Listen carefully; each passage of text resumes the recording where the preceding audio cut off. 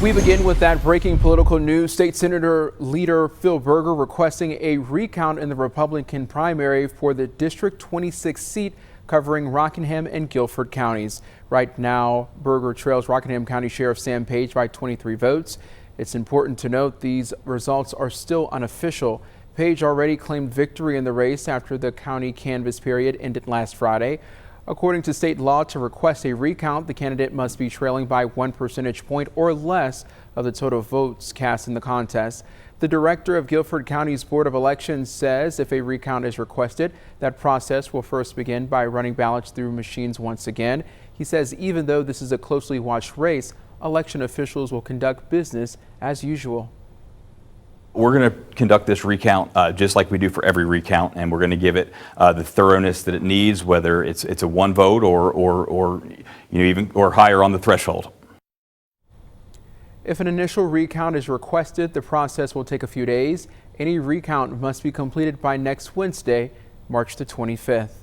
In Forsyth County, a recount is underway in a tight race for school board. Just 105 votes separate Linda Winkoff and Elizabeth Monsinger for third place in the at-large Democratic primary.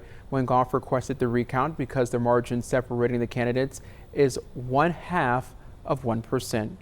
The Forsyth County Board of Elections started running ballots through machine tabulators this morning. The process is open to the public. It is being held in the multi-purpose room on the fourth floor of the Forsyth County Government Center on Chestnut Street in Winston-Salem. Turning now to your weather, a live look outside from our camera in Blues Lake. Oh, wow, it's so beautiful. I was looking out the window earlier and I said, man, it's beautiful outside, but looks can be deceiving as meteorologist Michelle Kennedy joins us now here.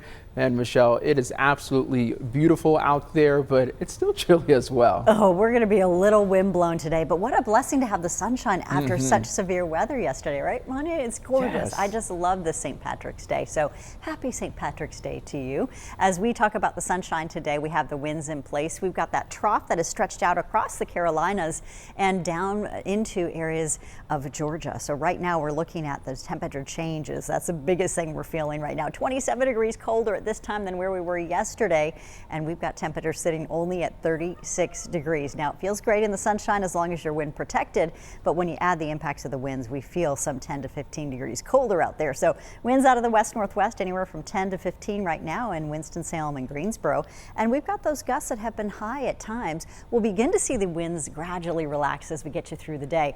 Look at these storm reports. Just alone from central sections of Virginia, we go south into the Carolinas, we had 751 reports of severe storm damage. This was a massive outbreak of severe weather. I'm really grateful they actually canceled school for so many. I think we would have had a lot more accidents on the roads. We had rounds of severe storms in the morning, lots of wind with this storm too. And when the winds come through taking down those trees, some concerns. And right now they're out surveying these areas in Martinsville for a possibility of tornado damage. We're going to let you know what the National Weather Service discovers there as we go later through the day. We've got temperatures in the 40s for you today and feeling more like the 30s. We'll have more for you coming up. Well, speaking of the weather, from uprooted trees to power lines down, communities across our area are cleaning up the damage from yesterday's severe weather. Michael Joyce lives on Lineville Road in Winston-Salem and is a neighbor of the family. He said he heard a loud crash around 10 yesterday morning and ran to a safe place in the hallway. Minutes later, his 10-year-old neighbor came over and said his house was on fire. It honestly sounded like a 18-wheeler hit a house, honestly.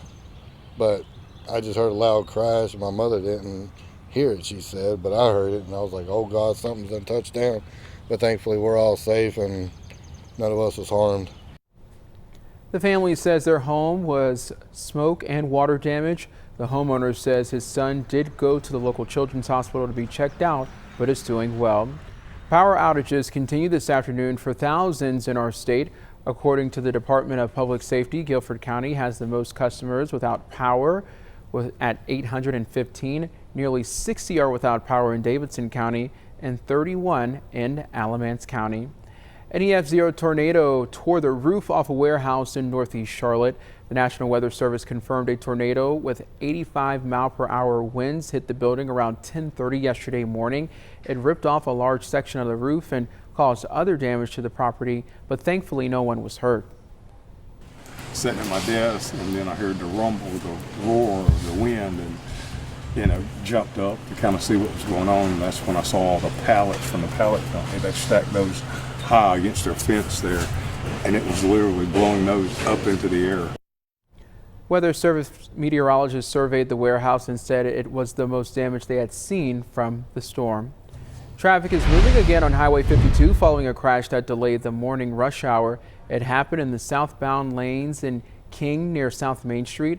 Our crew at the scene saw a pickup truck on a tow truck, as you see in this video, and another SUV that had some damage. No word if anyone was hurt in the crash. King police are investigating the cause of this crash.